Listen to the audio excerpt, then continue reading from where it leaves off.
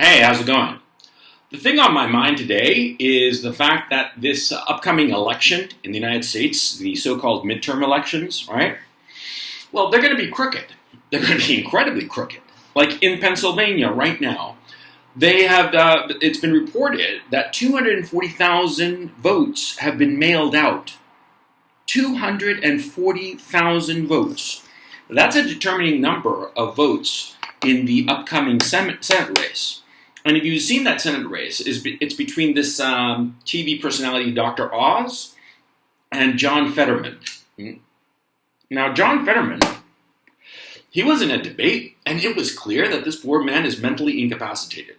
I'm not insulting him. I'm not being ableist. I'm just stating the facts. This individual, as I understand it, had a stroke earlier this year, which is a terrible thing for any human being.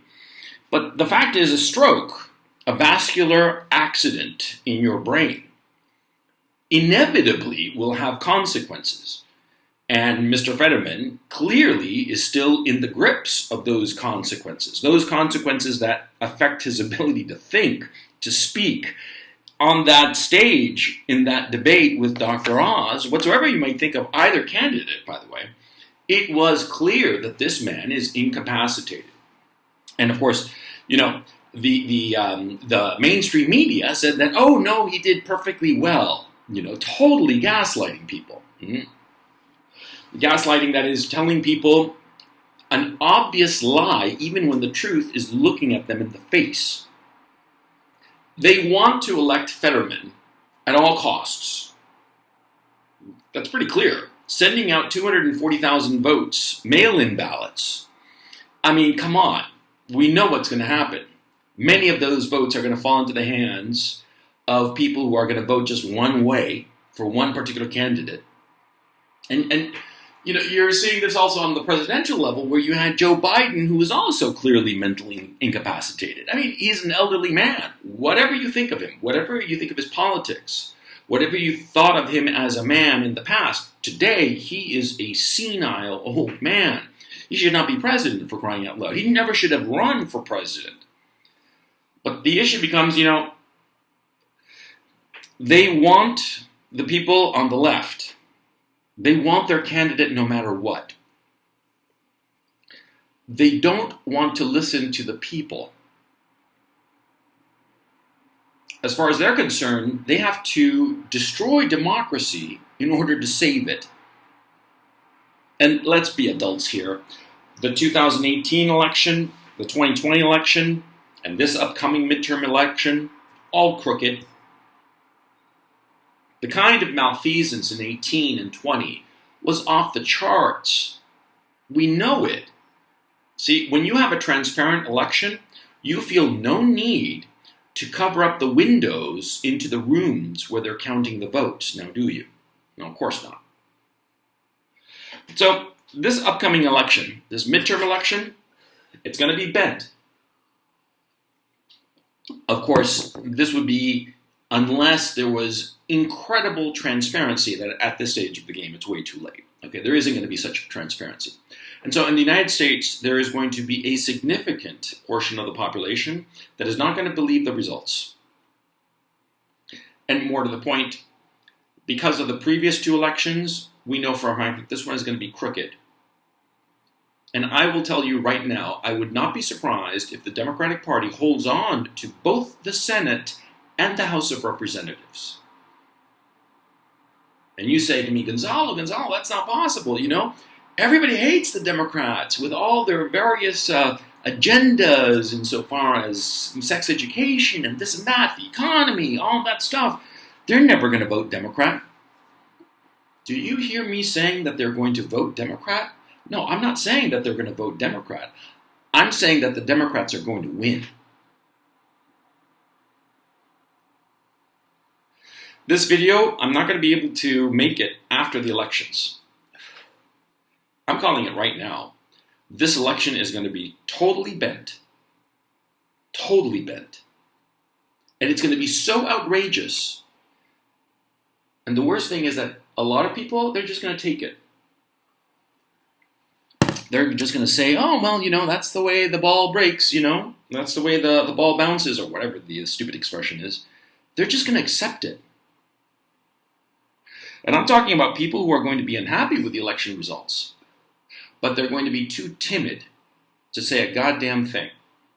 And more to the point, they're being intimidated, deliberately intimidated, by organisms of the state and the social media to shut up. The United States is a police regime. It is a police state. There is no goddamn democracy in the United States. There isn't.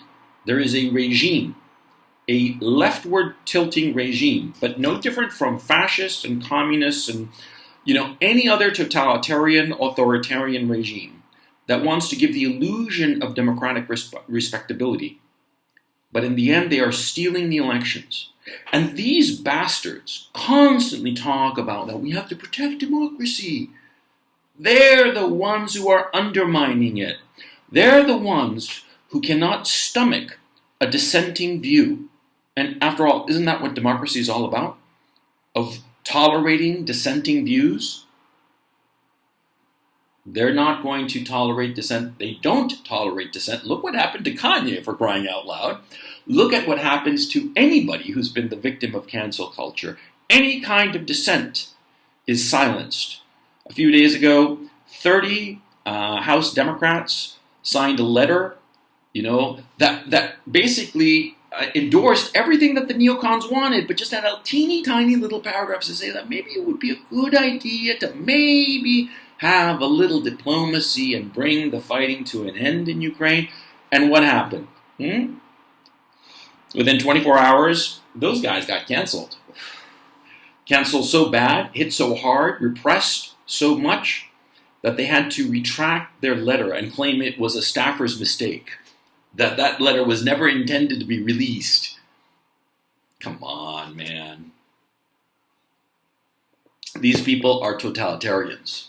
And you in the United States, you who are just sitting pretty and you're not going to say anything, you're emasculated.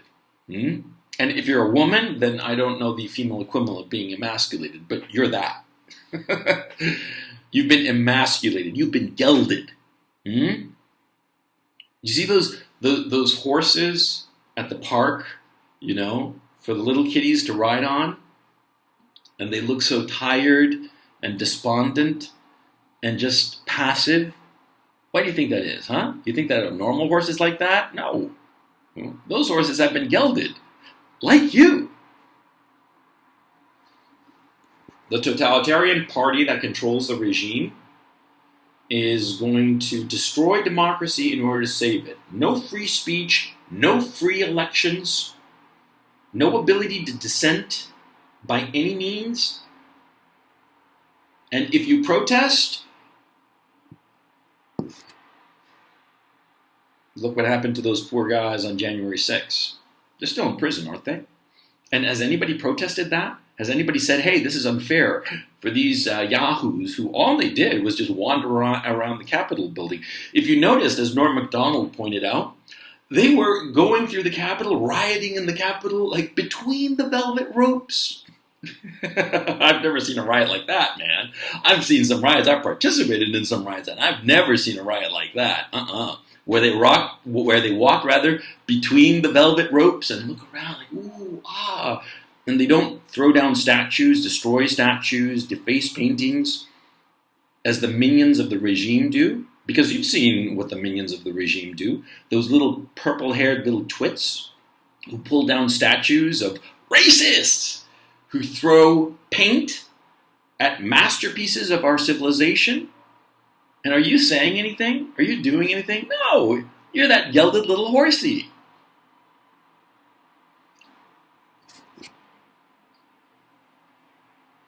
See, a democracy. See, how can I put this? If you don't fight for a democracy, somebody's going to roll you. Somebody totalitarian, authoritarian is going to roll you and take over. And that's happened. And these are the people claiming to protect democracy. They're going out there destroying democracy so they can protect it. And what are you going to do about it? Nothing.